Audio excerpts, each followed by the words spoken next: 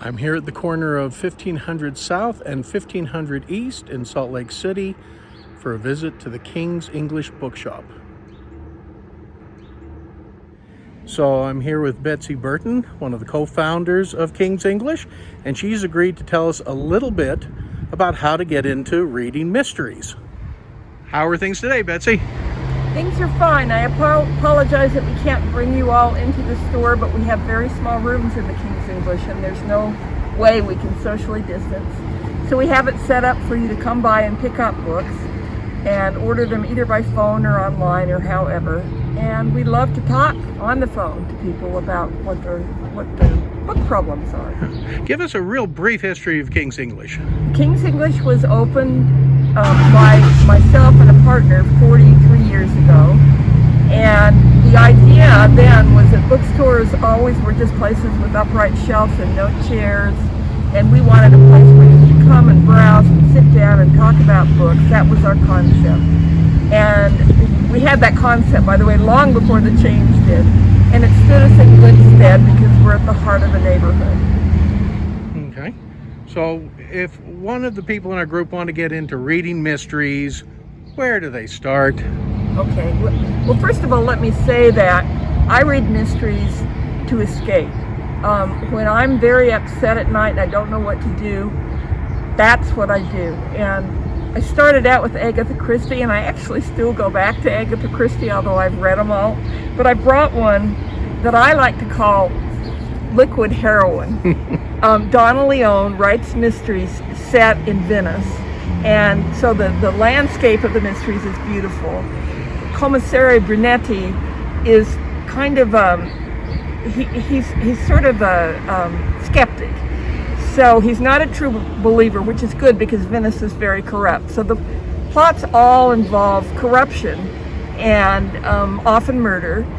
But he's married to a woman who's a Henry James scholar, an Italian, and they have 2 children. So there's an ongoing kind of story of that family in the context of Venice. And they're very easy to read, fast moving, but they're not, she's got a formidable mind, and so they're really very interesting.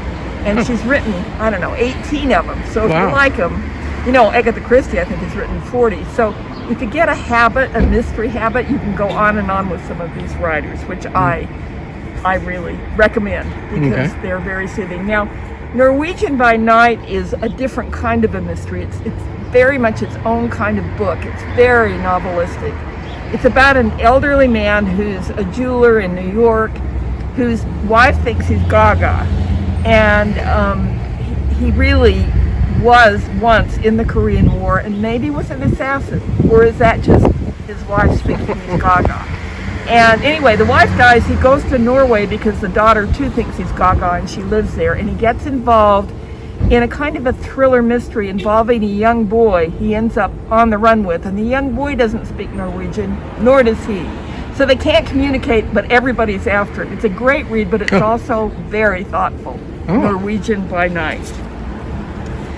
Rollover is by our own Paula Longhurst, who works here at the bookstore. She's English, and all of her mysteries are English, and they have fascinating plots in a kind of a lively tone, easy to read, but really finely plotted. And Rollover, I think, is my very favorite. So I brought that, but I wanted to talk about some new books because most of these books are by writers that have several, or at least 2 or 3 other mysteries. So by reading the new one, usually you can read the new one alone, but then if you like the writer, you can go back, and they make great gifts. And may I recommend that if you buy your gifts early enough, you can carefully read them before you give them. So here we have some of the best new mysteries. Probably my favorite of the bunch is The Boy in the Field by Margot Livesey. It's about 3 kids are on the way home from school, and they stray off the path, and they find a boy who appears to be dead. He isn't quite.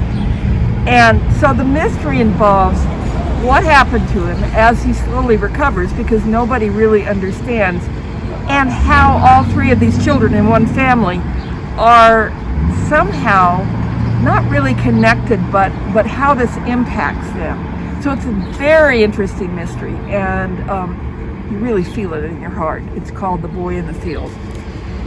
Then, in this same vein, Tana French is a very good mystery writer. She's British, and she writes darkish, but not terribly. They're not the kind of mysteries that involve serial killers, which is not my favorite part of the genre.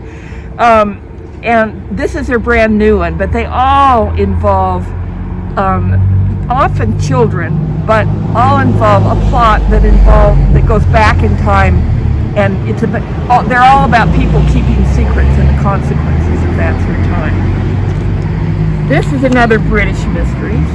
Robert Galbraith, who is actually J.K. Rowling, writing under a pseudonym. Oh, really? Yeah, and they're long, as you can see.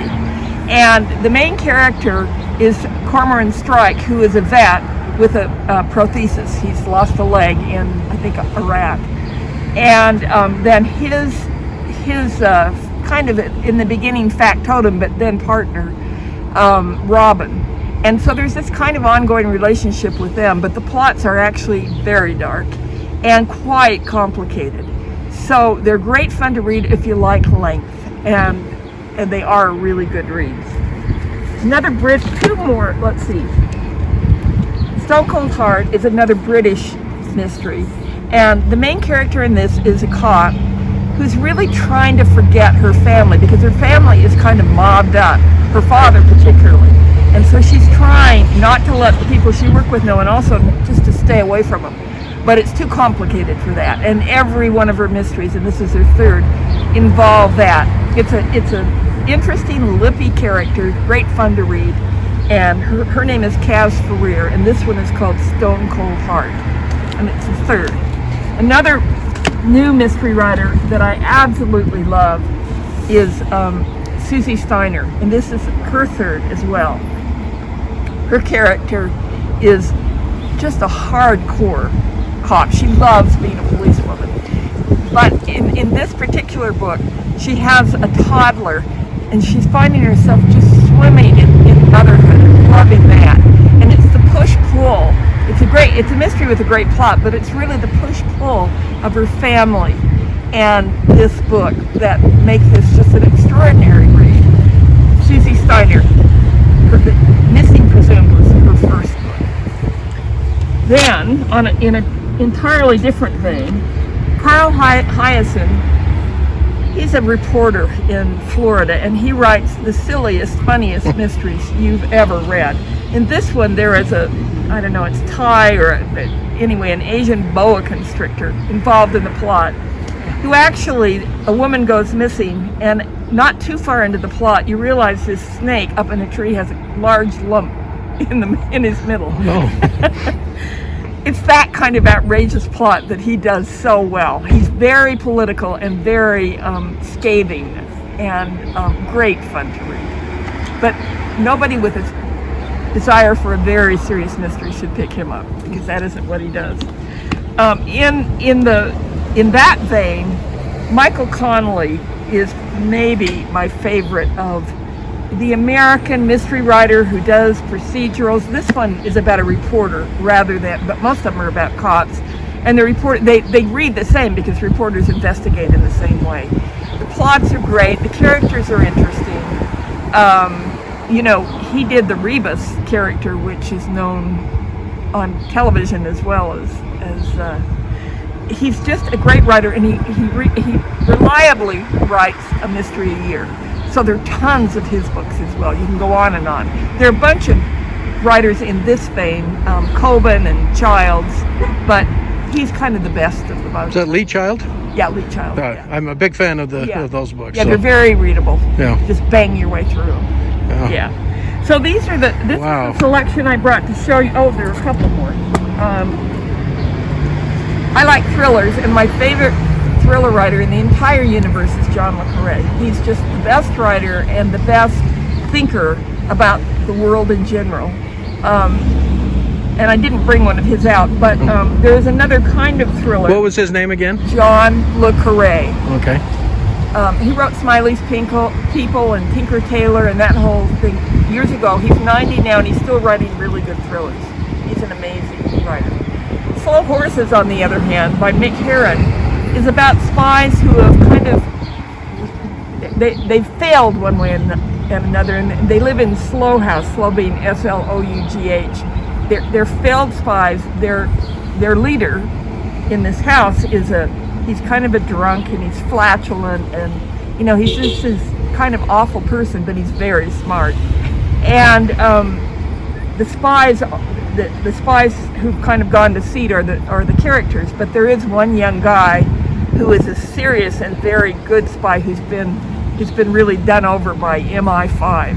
And so there's this kind of intricate and ongoing thing between MI5 and Slough House, as well as several mysteries, and they're all good. They're thrillers. So this is the first one, Slow Horses. Okay, one more that I brought to show you, I brought because it is one of the scariest mysteries I've ever read. As I have already said, I don't like serial killer mysteries. I don't find them scary, I find them boring. You don't have to develop character when you write one of those. But this starts out in, I think it's Iraq, and this woman is in the army. And she's investigating, she has reason to suspect somebody of I don't know, smuggling and wrongdoing, and he begins to threaten her, and she becomes frightened, very frightened. So she ends up going back to England, and then in England, all of a sudden, that same presence seems to be there, or is it? It's a terrifying book. I don't like most books that are terrifying, but if they make total sense to you novelistically. But this isn't one that I would pick to read at night because you won't go to sleep. The reason I love most mysteries is because the good mysteries, aside from being good on character, have a very interesting puzzle. And it's the solving of that puzzle and the process of the mystery, which in classic English mysteries was always overcoming the forces that upset civilization and restoring order. And that is why they're soothing, they're good to go to sleep with. Agatha Christie is a perfect example of that. Well, wonderful. Thank you for your time today, Betsy. Thank you. But so when hopefully this whole COVID thing will get over and people can come in and browse the store. It's such a wonderful store. Thank you. It's just, in the meantime, if they want to call and get advice about mysteries, science fiction, not my genre, but several people in the store do. Literary fiction, that's my other love. so you have a wonderful children's section, Wonderful and children. and then the mystery section, and just great, solid world literature, American literature. And we do story hours virtually Oh. every day at 11. Oh, fun. Just go online with your kids. Well, thank you so much. Hopefully we'll get some of our members of the group reading some more mysteries. Thank you. Appreciate it. Okay.